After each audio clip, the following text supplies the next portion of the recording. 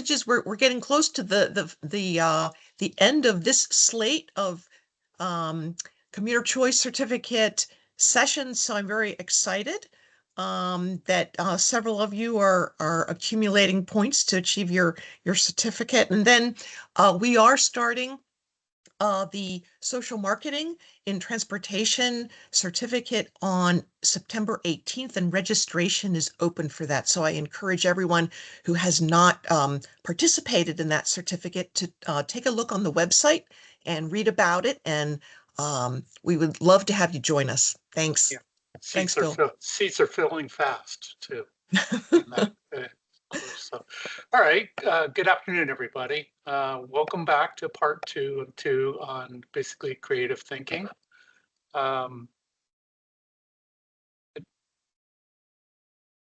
Today is basically, what we wanted to do is get you to be able to describe what creative thinking is, learn a couple different techniques and practice them.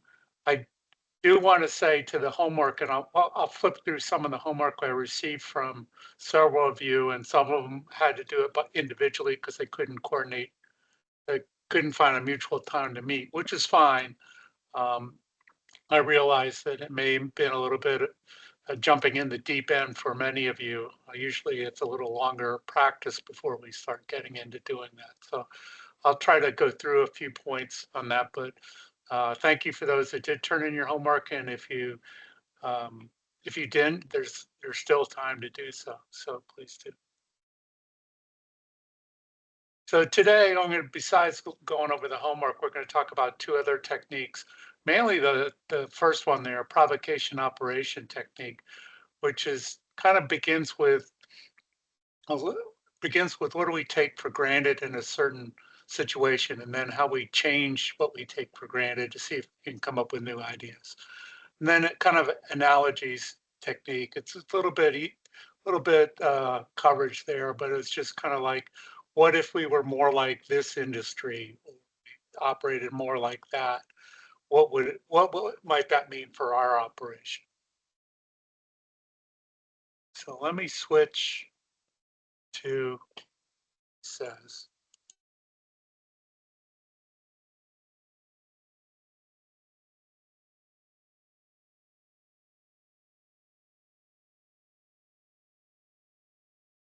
Oh, oops.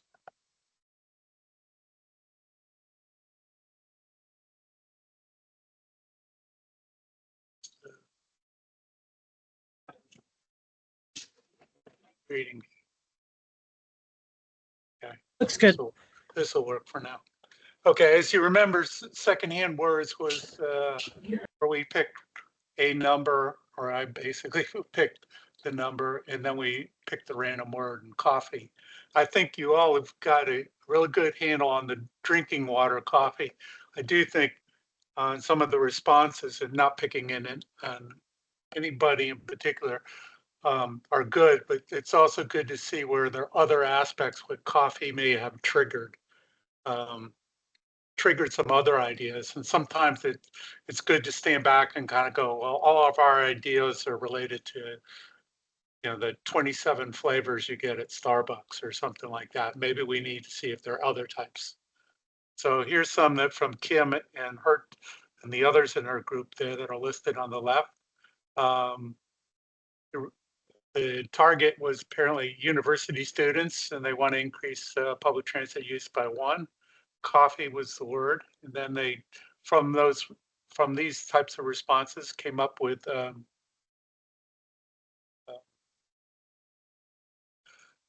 some very interesting and creative. I have to applaud you for that last one under cup. You can make a couple of friends on your way to class. Very clever. Often it helps to start with something that are on the responses that are perhaps less obvious, like cost, for example.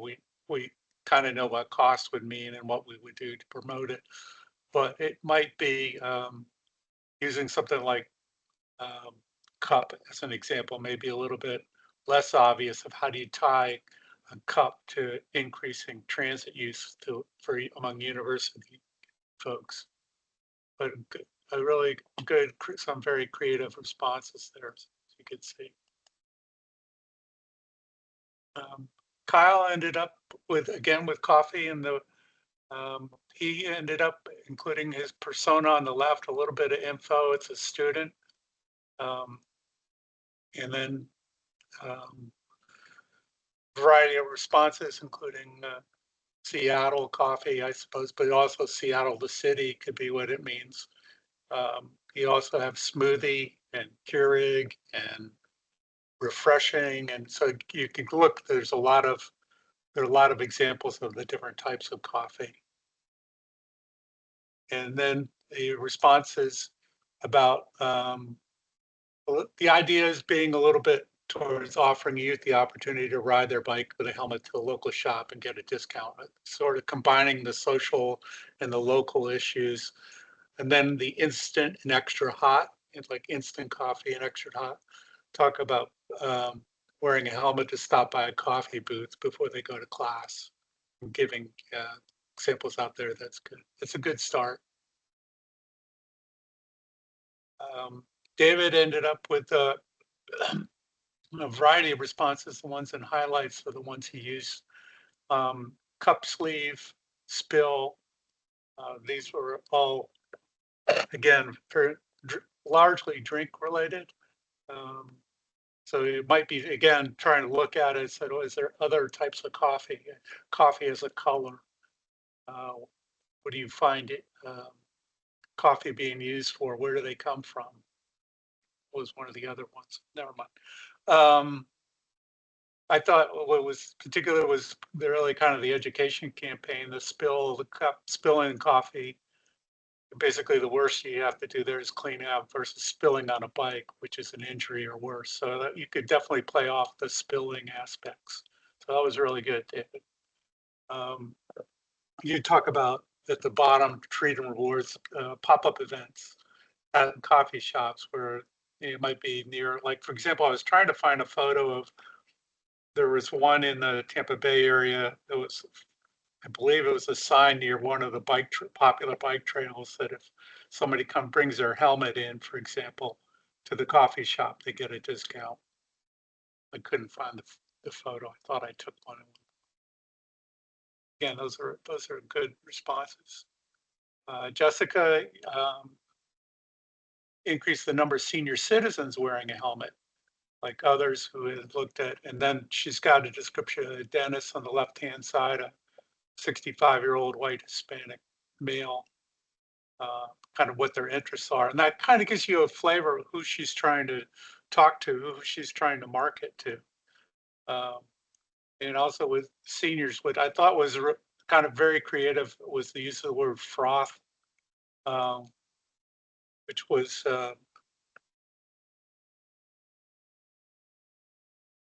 where did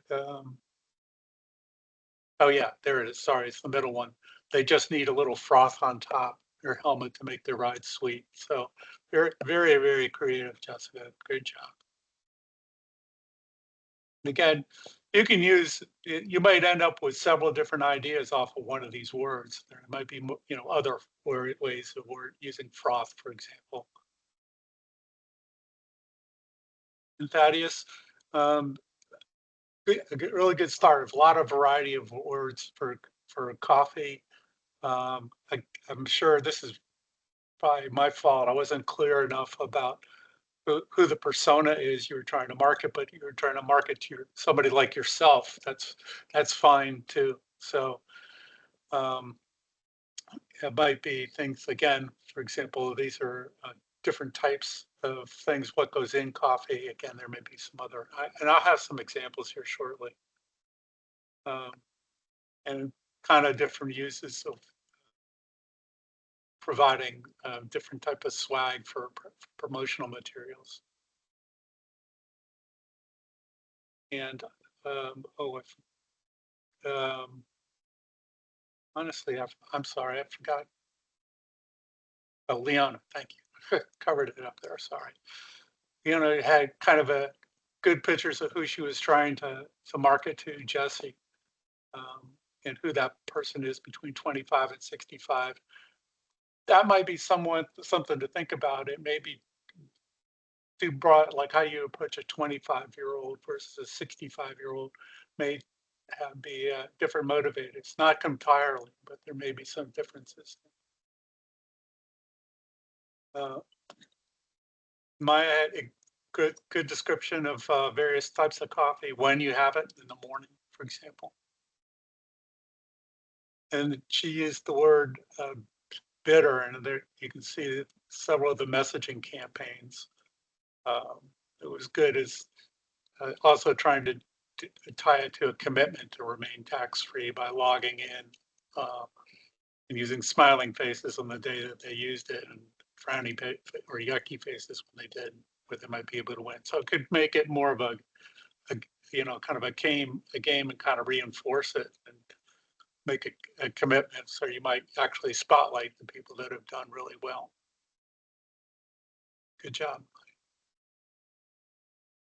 And Chris, good example here. Variety of different places. Interesting where you had Cup of Joe, fragrant, but also for Colombia. So that can now you can pivot, or beans. You can pivot off of some of these words um, that are different than just the drink. Donuts, be a good example. Uh, I kind of I had a laugh a little bit about, so you don't know beans about public transportation. The last one, kind of, again, it gives you different ways of expressing it, and that has kind of an attitude to it that might appeal to somebody in this cohort. Susan Jones, 18-year-old. It may be something that is meaningful to them, or caffeine, or the idea of caffeine giving them perhaps a boost in the morning for early morning class, or staying up all night. Now, I did this one just to try to give you an example of different types of responses to the word coffee. Now, some of these, we were talking to, this person is Anita Ride. She's quote unquote 59 years old, been that way for several years. Um, and kind of give you a description of what's important to her, grandkids, etc. But Joe is part of it, but also Joe DiMaggio, for those that are probably too young to even see him in the ads for Mr. Coffee, is kind of an individual. Actually, Paul Coffey, only hockey fans would probably know this, is a hockey Hall of Famer. Um, and that can go to, okay, if we were talking about bicycle helmets, both in baseball nowadays and in hockey, you're obviously wearing helmets, so you might be able to pivot off of that. Pumpkin spice. Oh, the right hand side, cough, COUGH. It didn't have anything to do with coffee, but cough in general, the way it's just pronounced. So you can respond to that. Again, it's trying to get you to move forward. Another one was, I don't remember the name of the show. There was a show that popularized a waitress in a diner, flow. So then it talks about flow, and you could talk about flow with a W or flow as an individual. Seinfeld, Central Perk for those that are Friends fans on TV. Again, it's trying to look at it as, okay, I got pumpkin spice, I've got sugar, I got decaf, I got those. What other types of things that might stimulate? And from those, you might come up with Central Perk is, again, playing off the TV show Friends. It might be trying to do something as a group involved in her friends. You might do Joey from Friends, the How You Doing campaign. Little Joe DiMaggio.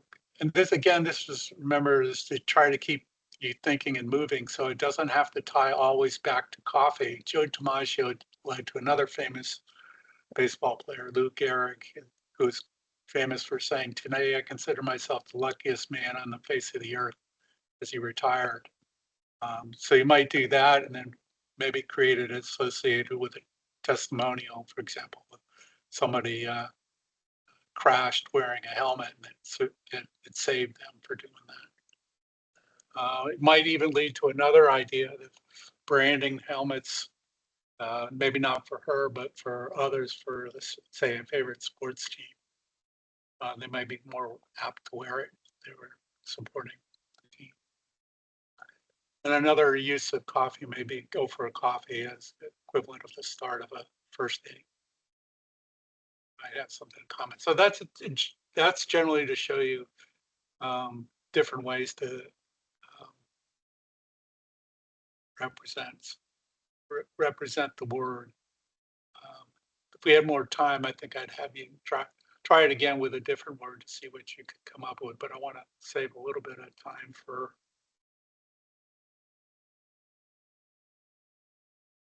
Oh, wait a minute. Sorry.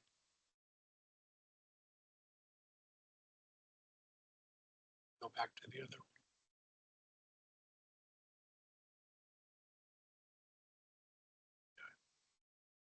Are there any questions or comments?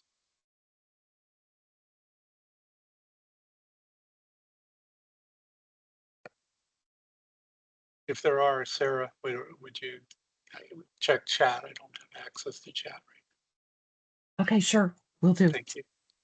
Mhm. All right. So if you have any questions or comments, please share with Sarah. This is in all honesty, this is a kind of a challenging class to teach online because you really want to have more in 2 hours. You really want to have more time to be able to practice and get in the habit of doing it. It is a technique. The random word one is as well as this provocation operation that I'm going to talk about are the techniques you can actually do by yourself. It's sometimes easier to do it with somebody else because something will trigger, for example, Mr. Coffee might be somebody my age would remember, but others may not have been around when that commercial was going on. Or it might even extend beyond Joe DiMaggio too, who was married to Marilyn Monroe. So it actually may lead to a Marilyn Monroe uh, idea, not a coffee one, not a Joe DiMaggio.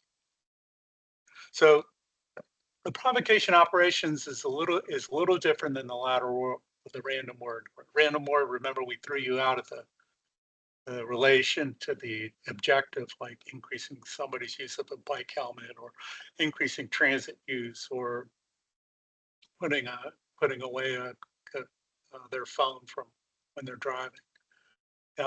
It basically begins with taking what your normal line of thinking and reasoning, um, and then we're going to try to create something that basically this initially has no basis in fact, which is basically going to make you uncomfortable, essentially. So you have to keep moving forward. So this is kind of also referred to as a stepping stone approach to it. It's like, okay, I'm not solved the answer, or I haven't come up with a solution based on these provocation operations technique. Poe, any sentence with Poe in front of it means what's coming after Poe is nonsensical. Again, it forces us to move forward. So again, as an example, the lateral thinking, the random word, it took you out under those normal paths until we drove it back to hopefully some possible solutions that in hindsight looks like it makes perfect sense, but it's not where we started. We kind of try to move it that direction. Versus this provocation operation or stepping stone takes something related to what we're trying to do. So distracted driving, for example, it, it it may be such that you can come up with different things that you take for granted associated with that, and then you change it. Again, the idea is to come up with a possible solution. So how do we create them? You often begin with what are we taking for granted? Again, remember the man in the pushing the car until he knew he was bankrupt, which was the monopoly piece. What were we taking for granted? That it was a real person and a real car that was being pushed, that was doing the pushing of a real car. And we'll talk on how to do it with these various ways of doing such escape and wishful thinking. So wishful thinking is, as what you can imagine, it's a little among the easier ones. Wouldn't it be nice if, you know, if no one used their phone while they're driving, for example. Escape is where we'll, and I've got examples of these coming up, so you hopefully reinforce it. Escape is doing away with it, and it is what we take for granted. So we take for granted everybody has a cell phone, or we take for granted that people know how to ride the bus, example. Reversal is you change the direction of action. Again, that's better with an example. Another type of provocation is exaggeration, where something is much, much smaller or much, much bigger. You exaggerate it. And then distortion is like the two images on the right there, the before and after. They're the same image, but one is, I guess, more of a sepia tone. It looks a little more ominous on the right-hand side, like that, okay, a storm is brewing. On the left, it's almost Chamber of Commerce Day here in Florida. It's bright and sunny and comforting. So it's taking it, perhaps reshaping it or taking a different look. Now you remember these examples with that were used to generate these ideas. Wishful thinking is, oh, wouldn't it be nice if the industry would stop polluting our rivers? So how do we do that? And then you come up with the solutions we talked about last time. Escape is, again, remember, Lycra for non-persons. So it's Lycra for non-persons. And it's almost like that doesn't make sense. It's like, why would we do that? And I came up with this stretch clothing for dolls and racehorses, among other things. And distortion, the Poe was Prudential used this for die before you die. Recognizing, say, for example, that image there with the cost of care at various stages of somebody's perhaps going from assisted living to, whatever, about $4,000 a month to a nursing room, private room. What that would cost, obviously, it adds up a lot of costs. It's possible that this rider could be used as a living need, part of a living need policy. So let's try a non-transportation one for a second. For example, what do we take for granted about prescription drugs? That basically people do not pay attention to the expiration dates on the medication. So that's one of the things we're taking for granted.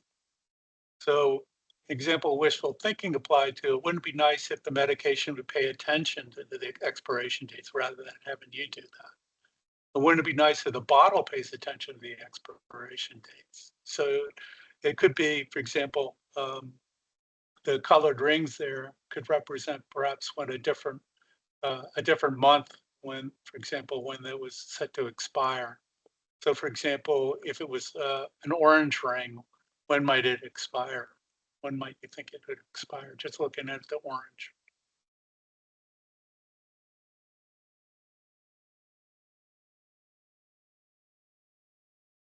October, November? Yeah. February, or are we starting on the bottom? In the fall. In the fall. Yeah, right. No, it was just using the color orange, for example. I mean, it's a different way of communicating with the bottle's telling them without having to read it. And of course, you could have it where the medication self-destructs to Mission Impossible. If you do that, obviously, if that did, you'd start paying a lot more attention to the expiration dates of your prescriptions. Again, it's different ways of different approaching it. Some obviously more practical than others. Reversal, let's take for granted that, for example, shopping centers are reluctant to allow transit riders to park and ride from their parking lots. one thing we take it. So let's change that to a provocation operation. So lot owners pay to provide parking for transit riders. Okay, that's different, right?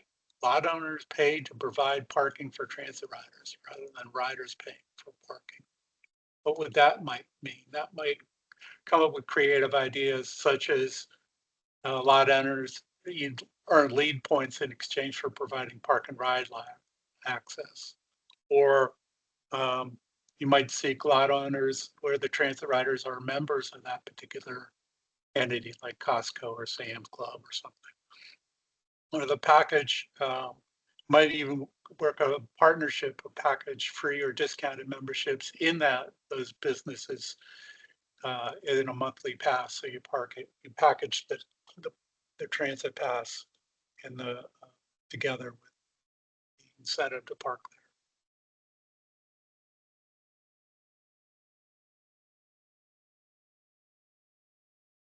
there. And again, the reason how to generally go about this for setting up an escape PO, for example, is to write down the things you take for granted, drop it, cancel it, do away with. That's the escape part of it. Again, that's one way of approaching using escape, and then you move forward from that. So, for examples, PO, cars do not have wheels. Okay, that, but you have to try to make sense with that. Another is PO, groceries are free, and this actually, well, they're not free, but there's basically two stories. The one story is in, I think it was Australia. Um, they tried this. They made groceries were free, but not all the time. What that meant was they recognized that most people were in the grocery store about, say, 20 minutes. So they decided that every 20 minutes, one of the cash registers would a bell would go off, and whoever was checking out at that point would get free groceries instead of having to pay for it. What would happen is now people would recognize, like, okay, I'm going to run in and um, get a frozen pizza for dinner and then go and just leave. So, but you're sitting there going, well, I wouldn't want to go and quote unquote win, and all I win is a free pizza. So that people would end up buying a little bit more as a result of that, with the chance they might win. Another approach is that grocery related was the grocery store made the checkout line longer, not shorter. And this is what they did in Whole Foods in New York City, and more of doing it nowadays. They made it basically, rather than having multiple checkout lines, they had a single line where you basically snake through the store. But the idea is there are multiple checkouts locations available. So it'd be like the person you were in front of you would take the checkout line number 2, and then number 4 would open, and I would take number 4, and then the person behind me would take number 1, whichever one's opened up. And what they found is even with a large number of people, that they were getting through the line much quicker, and they were much happier with that. Again, a different way of looking at it. If they made a checkout line longer, not shorter. Now, we had one that we were approached one colleague of mine were approached one time to try to come up with some solutions. And there was an employer in this state, southeastern state, in the I won't tell you the name, but the initials are EPA. What they did is they had a suburban location. They had lots of parking demand, and they decided that they, one, didn't want to build more parking, and two, um, they didn't have much of a taste for charging more than a nominal amount for parking, which was internally free. So we decided to try to create an escape provocation to see what ideas we might come up with. So among the ideas we came up with is the parking. We knew that parking demand exceeds parking supply. but they don't want to build more parking. There's no charge for parking right now, and there's no political will to charge more than, we're saying, $15 to $20 per month. So we also took into account that more people need parking at the site than they currently had for spaces. Everyone arrives pretty much at the same time. Everyone prefers to drive their own car, and everyone would pay the same amount. Wait a minute, everyone would pay the same amount. Let's take that item that we thought was take for granted. What can we do about that? So we took, everyone pays the same amount, and we created the escape. Okay. Well, instead of everyone pays the same amount, we escaped from it and said no one pays the same amount. So all of us on this call right now pay different amounts. Now there's ways to do that, of course. One of them is usage-based pricing. You know, the more you drove and you used the lot, the more you would end up paying. But that's kind of a, you know, it's certainly one option.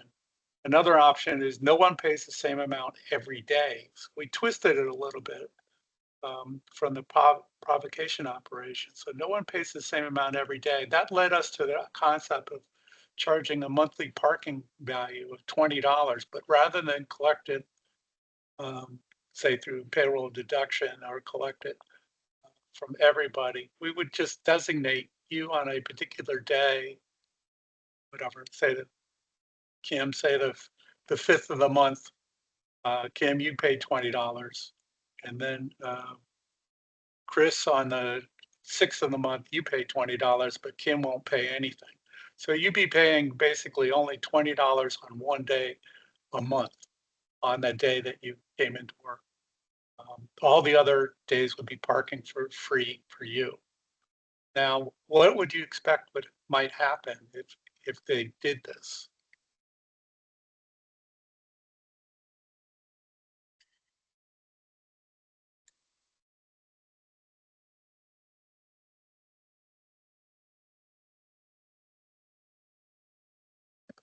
I think it might lead to frustration and people choosing not to bring their car.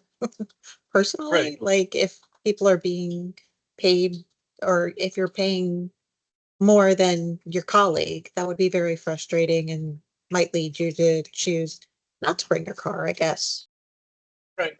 You might end up, yeah, biking to work that day. You might transit the day. You might work from home. You might, depending on the nature of the job, you might go out and visit customers. There might be ways people would just go, okay, I can avoid paying that $20 entirely by doing something else that day. Bill, in the chat, David McMaster offered that no one would drive on the day that they pay. That, yeah, and you think about it, that's basically about 20 days, work days a month, for example. That's about 5% of the time that would be nobody driving, or less likely to be driving, or they choose that day to carpool, for example.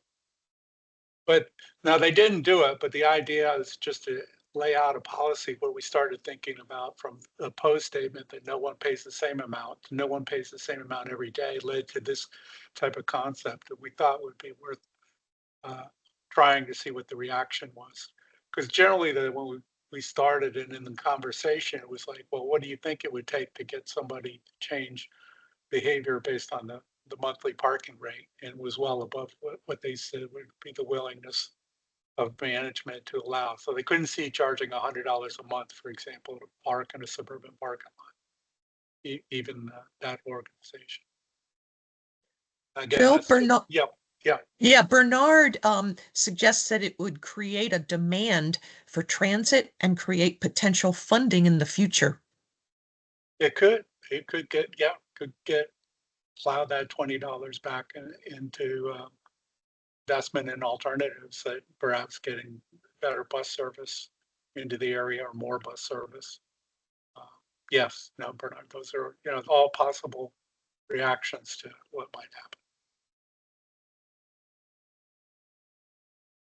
Again, the provocations we talk about are stepping stones. So was that no one pays the same amount every day type of thing got us to possible solutions. So when you come up with those creative ideas, like the escape one that we just showed, you kind of have to think about what we just kind of talked about. What are the consequences of that statement? Like it might have, like Kim mentioned, it might have somebody upset that they are having to pay that almost nobody else is but them. Or what would the benefits be?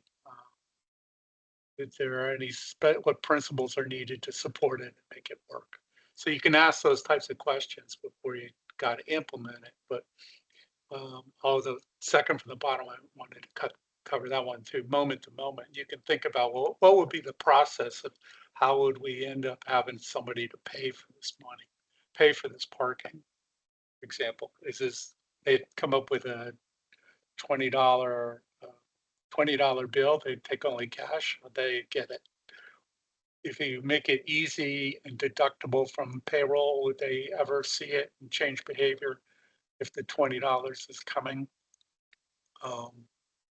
Or it could be it's something they get. They use an alternative. They not only get the 20, they don't have to pay the 20. Maybe they earn part of that money that was collected. That might be another way of doing it, where if you don't ride that day, you're eligible to win a lottery for some of the money that was collected that day. So these are the types of questions to ask and come up with solutions.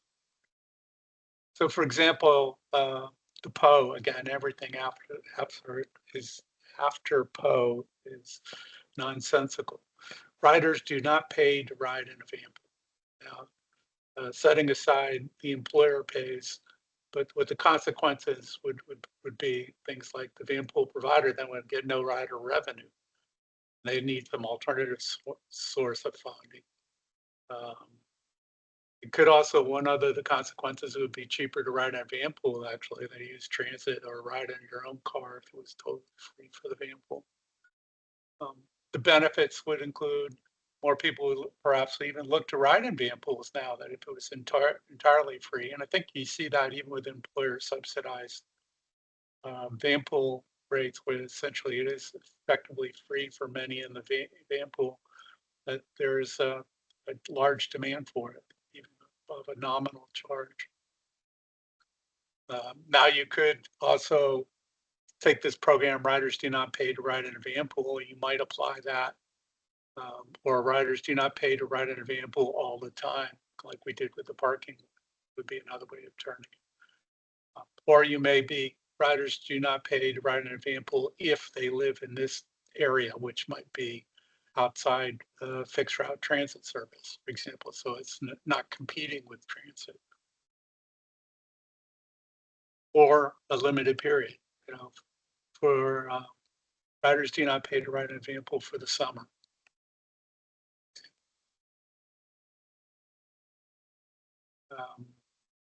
And then how it could work, perhaps they could sell other services or get sponsorships, use the focus group members as a mobile focus group. That can often be very difficult and costly to form, but it still may be a way of making an alternative source of revenue. Now, harvesting the ideas, you're going to, through some of these, when you come up with potential solutions, whether it's through random word, those ideas you've generated, or through provocation operation, some of them may be very practical and usable, and you go, yeah, we could do that. Others might be usable, but not quite, I'm sorry, maybe far from usable, but interesting. We might need to explore it more. I think I mentioned the idea of using people from snowbirds or PTAs to collect transit data. Could we actually pay a group like a PTA for having volunteers collect transit data on board transit surveys? It may be not immediately doable, but it is interesting. We could explore the avenues under what circumstances it might be able to be used. And then you get into concepts. What's behind the idea? the one with the coffee, for example, is a lot of the coffee was, again, all sorts of different kinds of coffee or where you'd find it. Are there other concepts behind it? And then we get a little bit, as we go further on down this line, you look at a broad way to look at a problem. The issue of you incentivize people, and it's usually issues associated with money. Is there a broader way to look at it? Can we incentivize in other mechanisms? I believe it was Austin was offering additional day off as an incentive to their workforce if they use commute alternatives for a certain amount of time.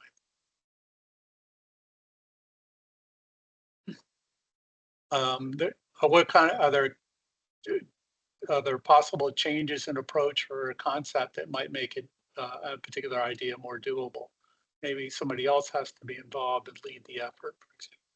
And then finally, De Bono calls them the flavor. And honestly, I'm not quite sure what is not covered by the other 5 categories, but it's the overall nature of the ideas. Are they, are they all just focused on how an organization, what organizations can do, or is it looking at what individuals can do, or some mix there?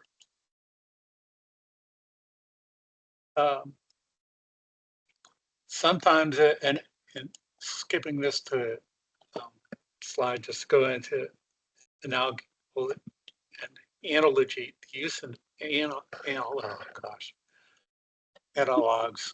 Yeah. Anyway, you get it. Sorry, let me get a drink.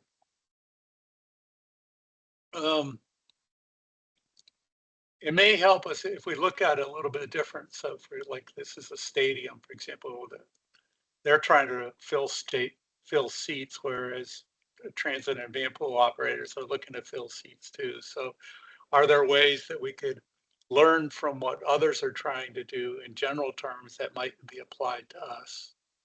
So for example, in TDM, what would happen if we operated the transit system like a Starbucks, or we treated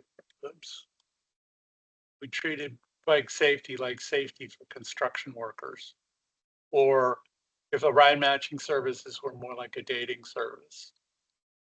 Take that last one. What if ride matching services were more like a dating service? What would that mean? What might that look like?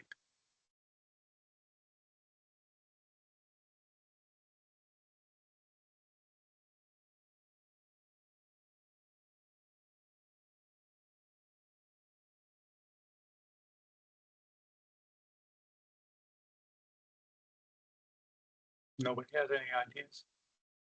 If a ride matching services were functioning more like a dating service, not as a dating service, but more like it. Brendan suggests swiping.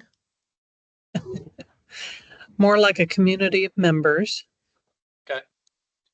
Maybe digging deeper into personality and how it would match to specific modes of transportation.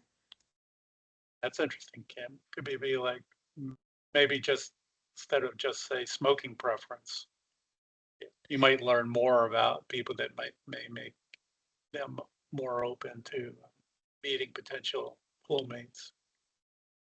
David McMaster suggests expanding data that's collected. And Maya says matching riders with common types in quotes. So gender, job, type, location, etc. Right. So you could see that thinking of it that way might generate some ideas. You're like, okay, what could we do that? What could, how would you say, Brendan, you were saying you could swipe left or swipe right or swipe up or down. It might be, for example, that there are some people that have particular preferences. It might be they want to ride with somebody around their own age versus somebody in a different age category. So yeah, so Be these fun to match singles with singles as well. True. You could make it a dating service, earn some money on the side. I don't know. Yeah, no, it could be. You match them for common interests, because usually that's you're trying to have them meet ahead of time just so they can get a feeling for who they might ride with. And just So like there the were some, dating service, it doesn't all have to lead to a final solution. there were several other suggestions in the Oh. chat. Wang Zi suggested efficiency as a characteristic of it. Brendan suggested video chats to get to know the person. Oh, interesting idea. And Kyle suggested AI matching. Oh, very good. Those are And all then good. Bernard said, if you're thinking of making transit as the third space comfortable enough to remain, it might allow Brightline-like service in all aspects of transit travel to make the space appealing enough to stay for extended time. Oh, okay. Those are all great ideas and new ideas too, for sure. I heard that. But again, it's trying to take that, you're trying to think differently. You can take it in down to particular aspects. Say for Starbucks, it may be how do they treat customers? What kind of programs they have for customer loyalty, for example. Like safety is you can kind of see the construction workers. They have the right types of equipment, the tool belt, the helmet, the shoe wear, that type of thing. It could be how do you outfit somebody, if you will, to be a safe cyclist. So those are good.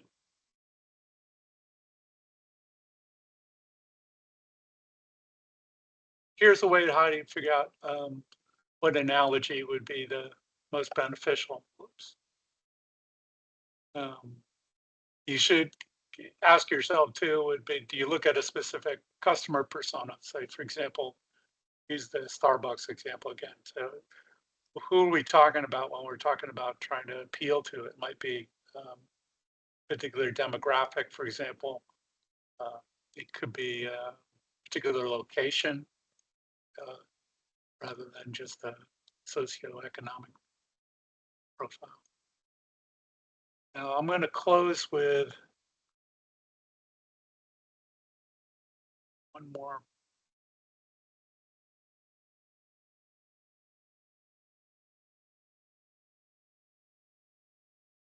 Oh.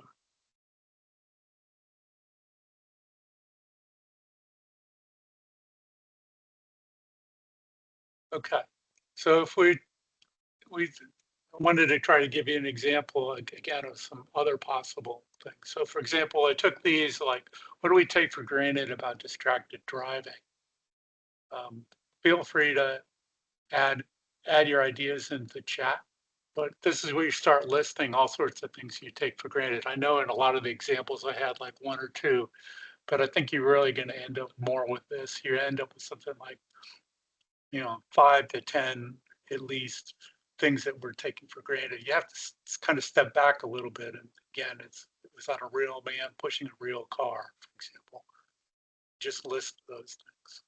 So for example, what do we take for granted? That a lot of people have FOMO, fear of missing out if they're not connected to their phone, or their boss and colleagues they believe must always be able to reach that person. You might end up, I'm reading about this recently, for example, the one at the top right, nearly everyone drives an automatic transmission nowadays. If you had a manual shift, you'd be too busy to be able to hold your holding on the steering wheel and the gear shift as you do it. So that might be one of the challenges. We have one of the ways of stopping distracted driving is going back to all manual driving, no automatic transmissions. We're spending actually more time in our cars nowadays, and there is some thought that some people believe that with all these new safety features in these cars, that the car will actually save them if they get into a crash. It's guaranteed to do that type of things. You can take some of those, for examples, and convert those. So again, this is how the types you can, different ways you can convert them. I didn't go ahead and do any of those, but I wanted to kind of give you another idea of how many other things you might come up with. Can you come up with anything, any other ideas what might be associated with distracted driving? what do we take for granted? Why do people use their phone while they're driving?